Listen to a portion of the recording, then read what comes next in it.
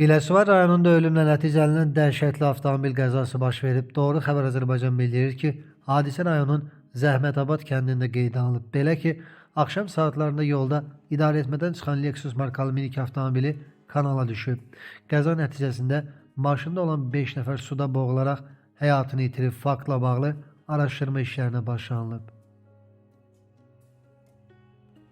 Beyləqanda da ölümlə nəticələnən ağır yol qəzası baş verib. Belə ki, Mercedes markalı minik avtomobili idarəetmədən çıxaraq aşıb. Nəticədə bir nəfər həyatını itirib, 2 nəfər isə müxtəlif dərəcəli bədən xəsarətləri alıb. Faktla bağlı araşdırma aparılır. Qəza zamanı ölən və yaralanmış şəxslərin kimliyi məlum olub. Məlumata görə Məmmədov Nizami Zahidoğlu hadisə yerində ölüb. Məmmədov Hafiz Atamoğlan oğlu və Namazəliyev Rövşən Bəylər oğlu isə ağır xəsarətlər alıb. Yaralılar Beyləqan rayon mərkəzi xəstəxanasına çatdırılıb.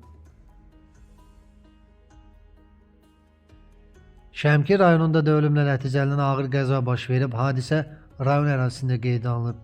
Belə ki, Vaz və Hyundai markalı avtomobillərin toqquşması nəticəsində 1956-cı il təvəllüdlü Hüseyn Məmmədov aldığı ağır xəsarətlərdən elə hadisə yerindəcə dünyasını dəyişib. Baş vermiş ölüm faktı və hadisə ilə bağlı araşdırma aparılır.